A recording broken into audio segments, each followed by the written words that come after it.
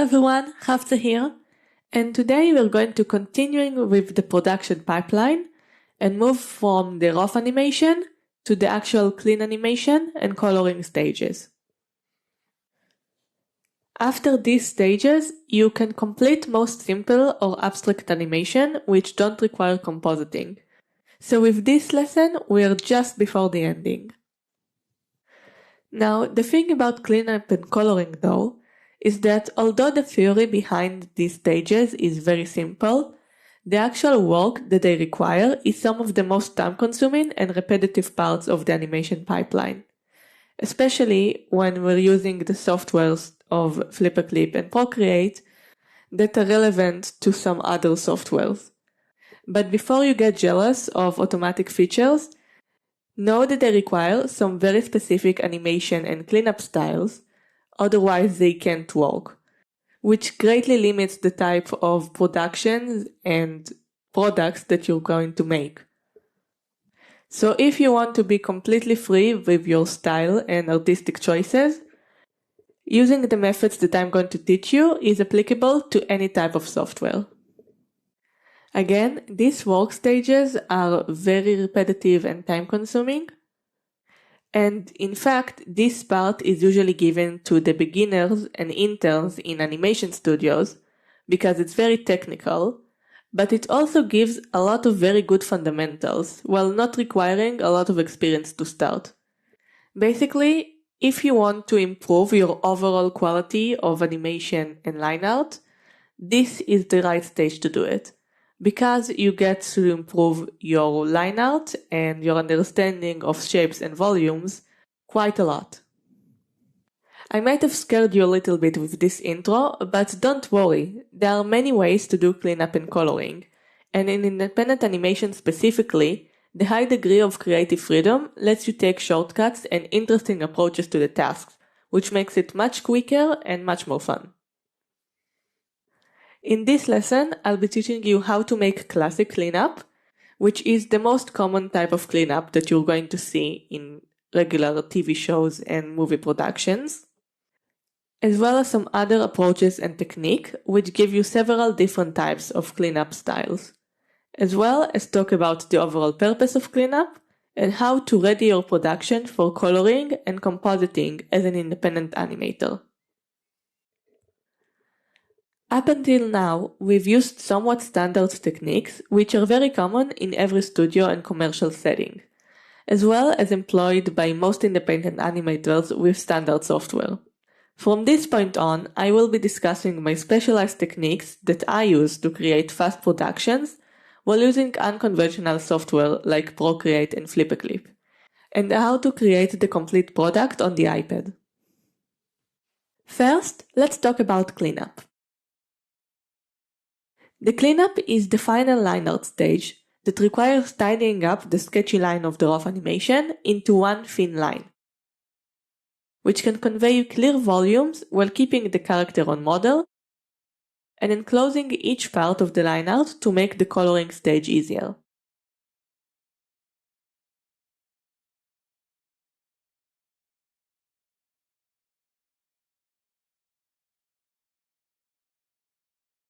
The cleanup process is extremely important in any production, because it allows for the coloring and compositing teams to later work on the final version effectively and create the complete product quickly.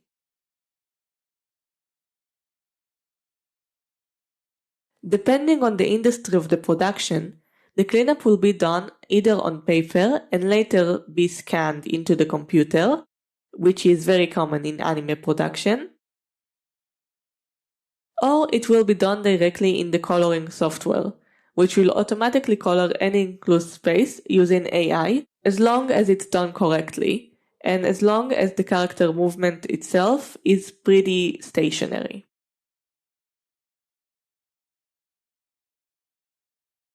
Sometimes you will find production with specialized line art, which uses unique brushes or line weight and thicknesses.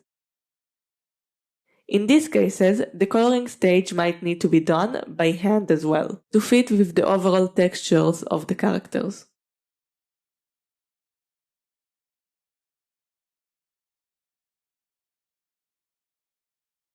Traditionally, the cleanup has to be very clean, with no gaps between the lines for the ease of the coloring.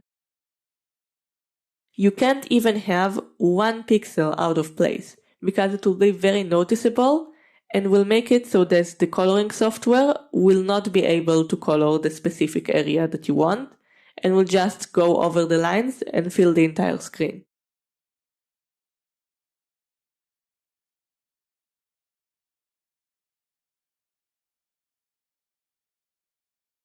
But I find that having different styles of line art will give different impressions to your animation, and can vastly affect the time that it takes to complete the entire production.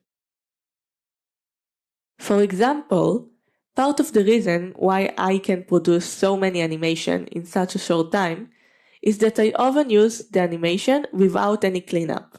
I will just add coloring directly to the rough animation stage. The sketchy lines give livelier impression to the animation and makes them look more unique. And similarly, you might see lineless animation, or added details to the animation without any lines to them, in which case you have to block each part of your character design with the correct color line art. This version of line art actually takes extra time to complete, because you need to switch each color and be very precise with the connections between them. Because again, if 1 pixel is out of place, it's going to be very noticeable.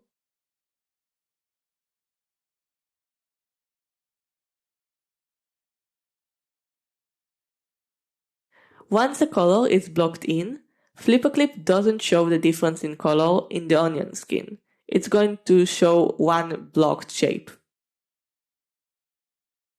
If you don't feel confident in your ability to keep your details consistent, it's better to first sketch them and then color them.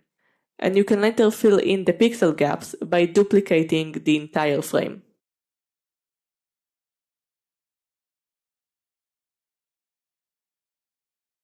Basically, when you create your cleanup, you need to consider the entire look of your scene and animation in advance.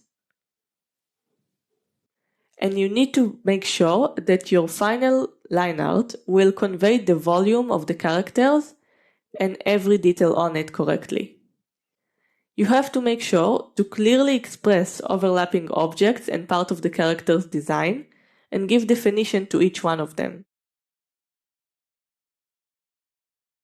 So going back to our second character design lesson, you need to have clear volumes and use the overlapping details of your character clothing, hairs, and expression to correctly convey the types of materials, their depth, and fit them to the volume of the characters. We're going to do this by using curves and straight lines as necessary. You need to keep in mind how the curves and straight lines are going to be affected by the volumes of the character and the volumes of the materials themselves.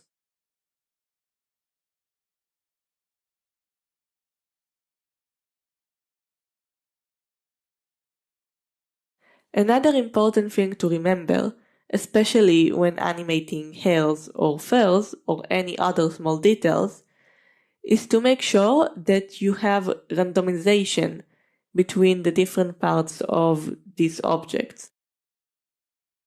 Having gaps or patterns which are too consistent will make them look unnatural.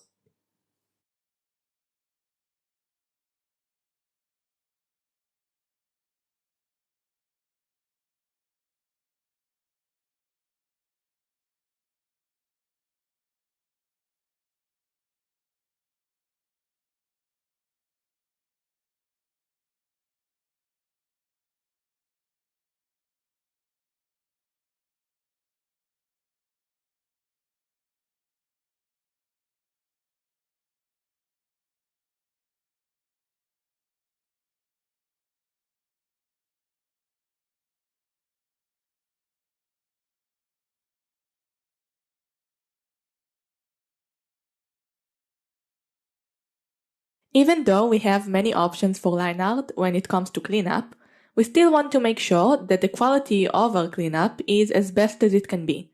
Because in the end of the day, the quality of the cleanup can make or break the animation. Basically, if the mistakes in the line art are obvious, it will lower the quality of the entire animation.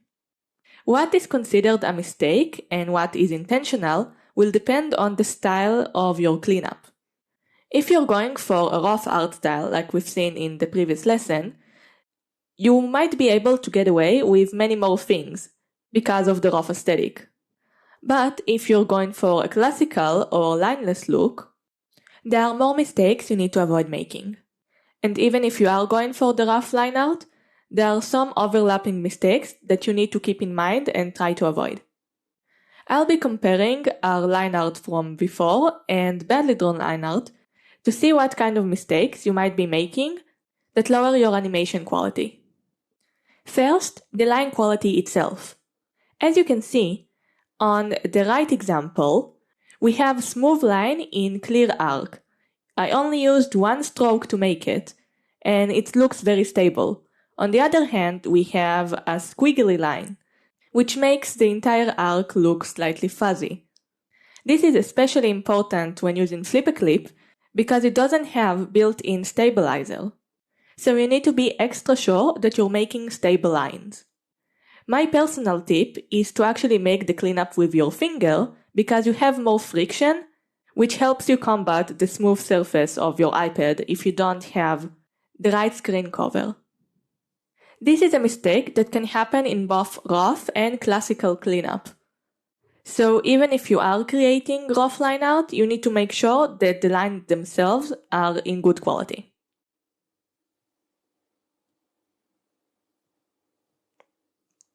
Next, we have connections between different parts of your character design. When you're creating your cleanup, you need to make sure that each detail has its own volume. So if you know that you're having overlapping layers in your character design, you need to make sure that there's a clear separation between those layers. Don't only draw a single flat line for both layers and divide it with another detail. This is an especially common mistake when it comes to hairs and clothing, because a lot of people tend to draw them directly onto the character body, which is incorrect in most of the time. You need to make sure to have at least slight separation between the clothing and the character itself. But you also need to pay attention that the clothing details don't actually destroy the character body volume. By this I mean that you need to make sure that your clothing don't get into your character.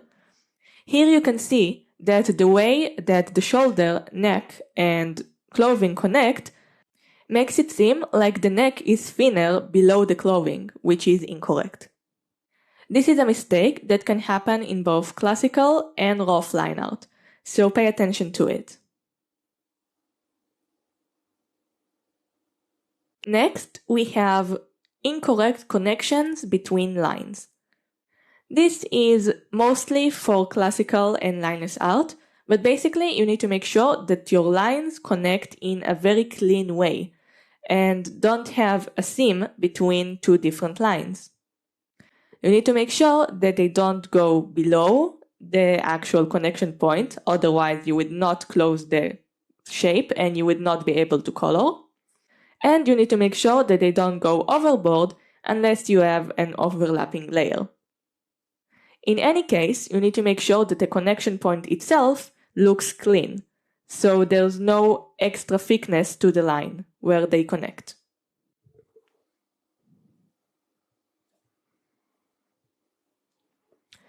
Next, we have an example of the line art destroying the volume of the character. You can see here with the hair that the way that I cleaned up in the wrong version makes the hair seem like it's in a straight, flat line. As we've seen multiple times throughout this course, flat lines basically make it seem like there's no volume. So, when you're creating your cleanup for different parts and small details, such as hair, you need to make sure that the overall shape of those details is curved and has volume to it. Specifically, when animating hair or any other overlapping layers, you need to make sure that you are showing the volumes and the overlap between the details themselves. You can show this by extending and making variations in the connection points of the details. You need to make sure that they are not too uniform, so make variation in sizes and directions. And you need to make sure that the overlapping connection points themselves have enough depth and they follow the curve of the overall object. This is important for both rough and clean line art. Next thing to avoid is, of course, gaps in your line art. The reason we close the gaps every time is that it makes the coloring much easier. If you have even a single pixel gap, the coloring software might not be able to color it correctly, and you will have to search for the gap and close it later on. This is easily identifiable in clean line art because you're not going to see gaps, but in rough line art you're going to have many gaps, and you will have to manually search them and close them when it comes to the coloring stage. Next, we have mistakes in line thickness variations. Here we have a line which does not have inherent weight to it. We are not using a pressure brush. But if you are using a pressure brush, you need to be extra careful to keep the pressure consistent at the right points. If you're going to have different pressure points and line thickness in different frames, it's going to be very obvious and make your entire animation seem inconsistent. If you're not using a pressure brush and only making line thickness by using color blocking, you need to make sure that you create the right shape every time, and that the shapes themselves are consistent in their line thickness.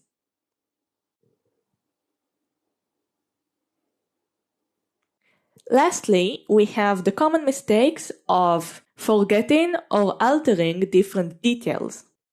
Here you can see that in the wrong line art, I actually didn't draw part of the hair, which is important to the animation, and that I've changed the shape of the clothing.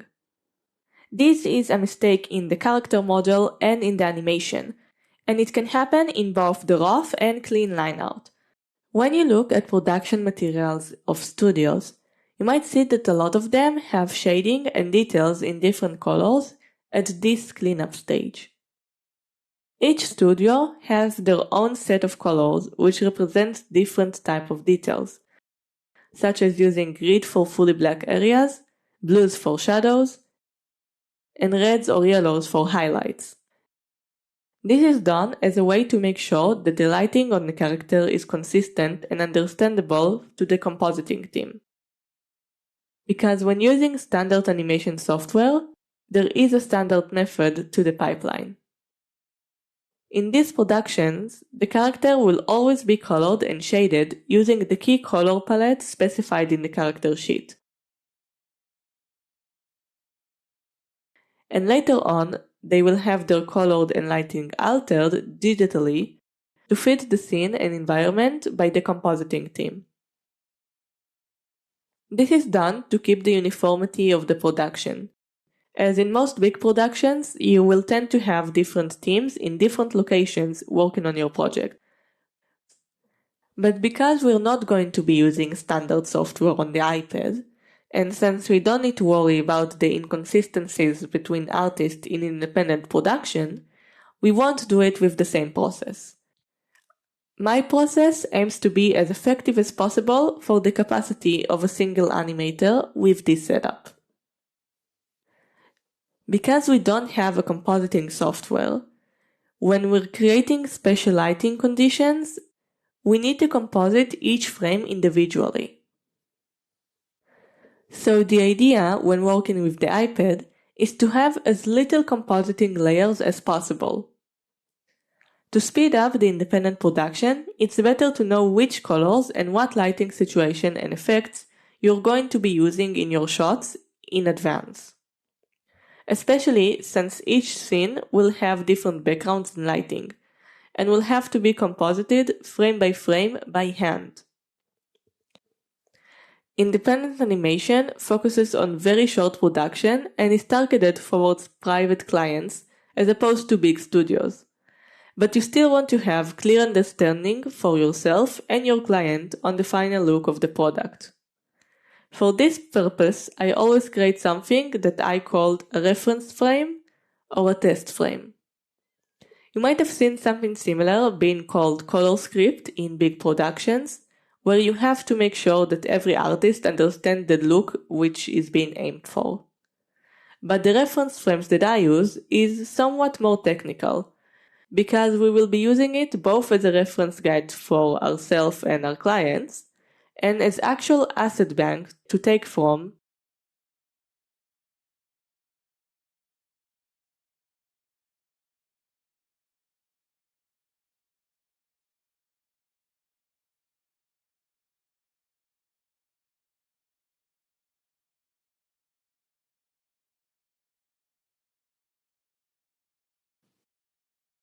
As we've seen, to create a reference frame, you first need to have two things.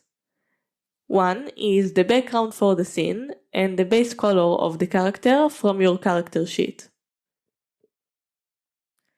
As we've seen in the character design and background lessons, color is relative depending on the environment. But because we're working with compositing layers, we just need to have the base color of the character and then change it to fit according to the lighting using these compositing layers. So you don't need to concern yourself with color theory or manually matching the shades that we want to the values like we did in the background video. It's still important to have the actual backgrounds that you're going to use for the final shot.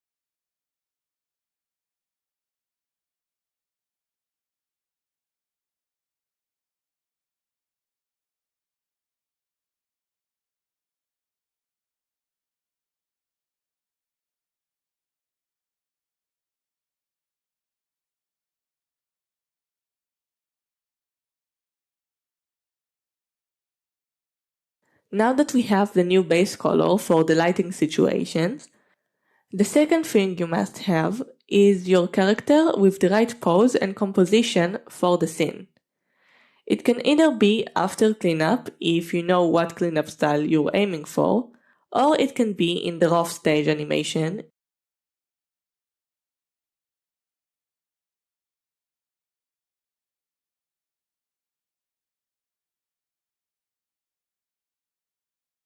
Since each lighting situation is unique and might change depending on your character location, you need to make sure that you understand it in advance. Once you have your base palette color in separate layers, you add your lighting layers on top.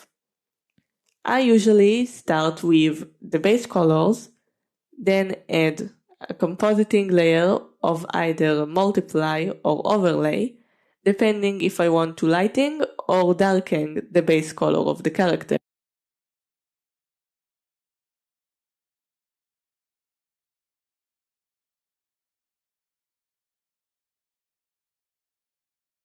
The multiply and overlayer modes are the most useful when changing the base color, because they keep the general balance of value between your base color uniform.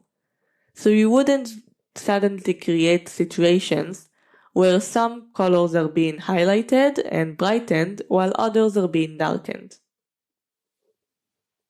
These layer types are also very transparent, so you don't need to be concerned about desaturations and obstructions of detail.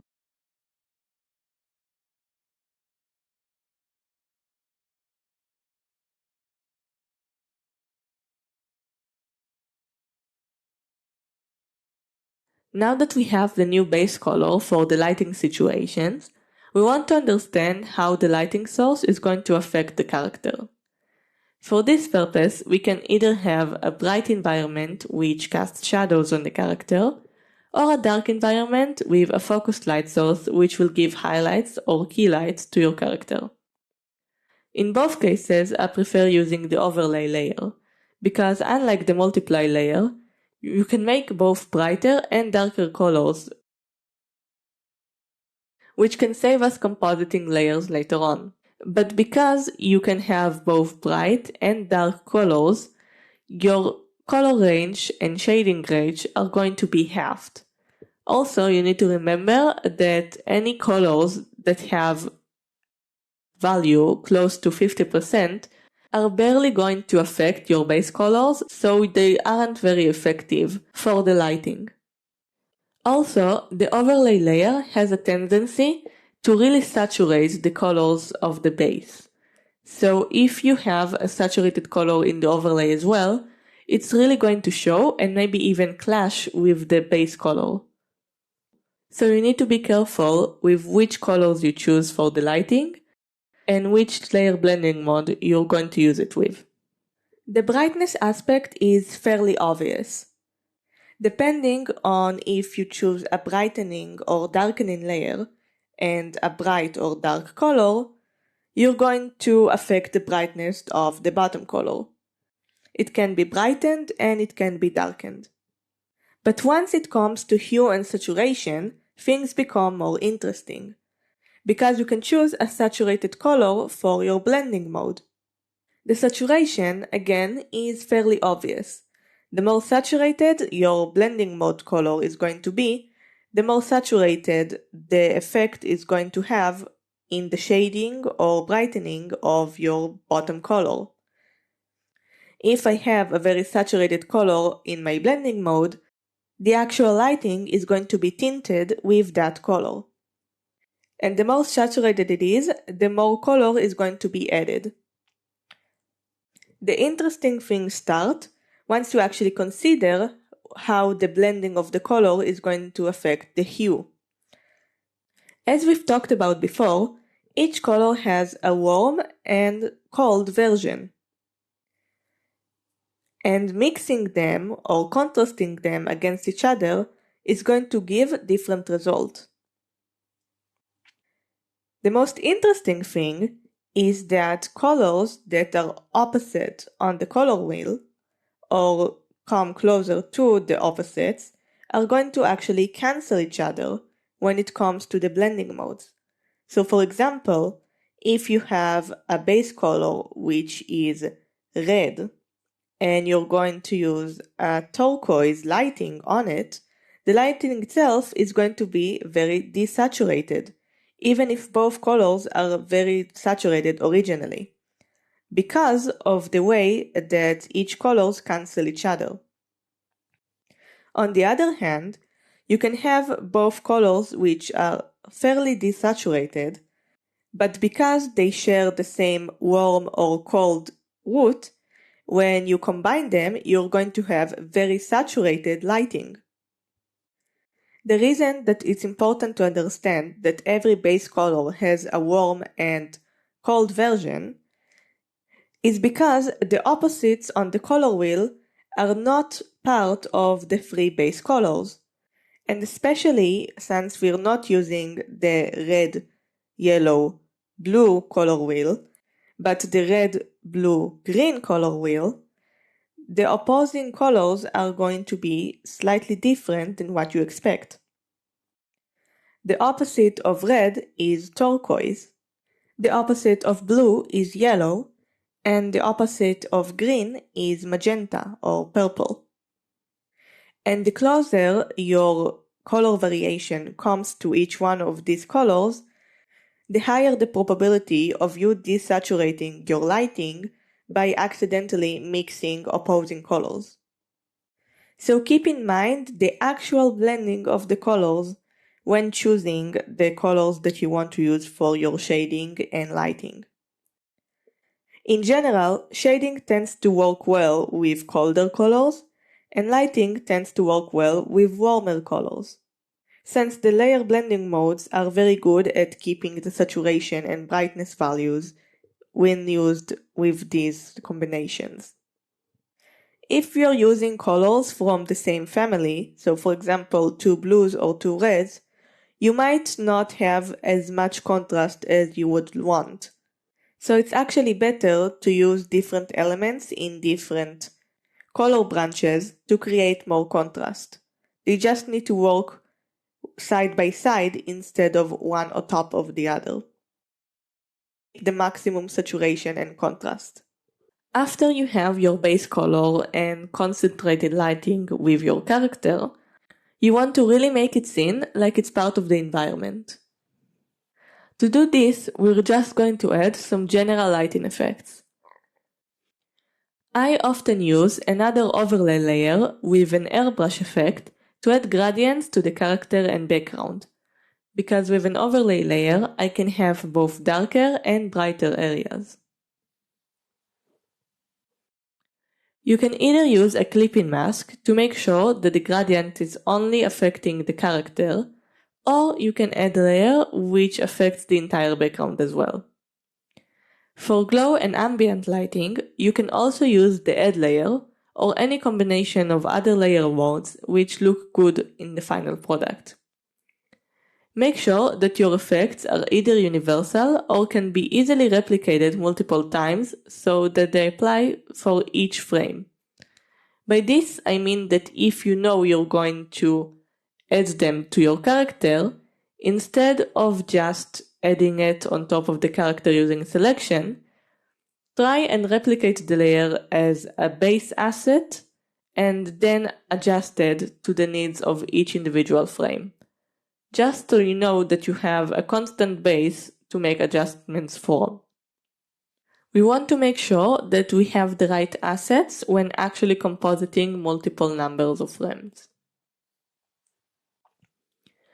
If you feel like the lighting situation changes within the same shot, for example, if a light source suddenly appears or turns off, create 2 versions of the reference frame to make sure that you don't have unexpected surprises when compositing your entire animation later on.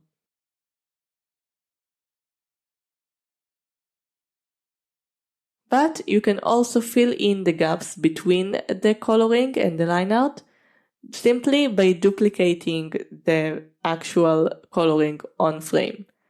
Because flip-a-clip copying and pasting feature actually makes it so that pixels are duplicated, which give them more definition if they are half transparent. In general, it's better to choose a coloring threshold intensity as high as you can make it without it coloring outside of your lines. If you're looking for a lineless look, your cleanup itself has to be in the same color as the base color for each part. You can also have a combination of base outline and lineless details. For this technique, I tend to take advantage of the pressure pen, which is a built-in flip-a-clip feature. By controlling the pressure pen correctly, you can replicate the same detail quickly and achieve the details faster than you would by having to fill them in with buckets and uniform lines.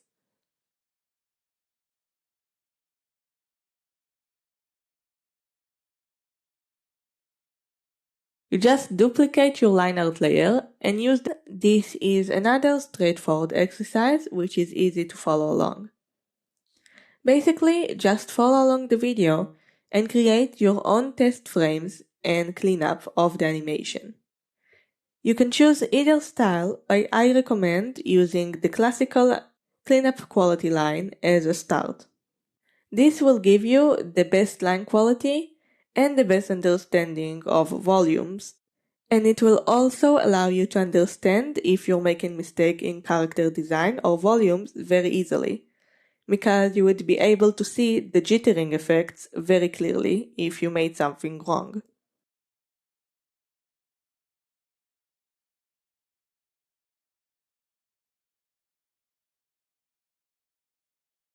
In conclusion, the cleanup and coloring phases have to be adjusted in independent iPad production, as opposed to the usual method seen in commercial production where the base coloring is uniform and later changed on in compositing.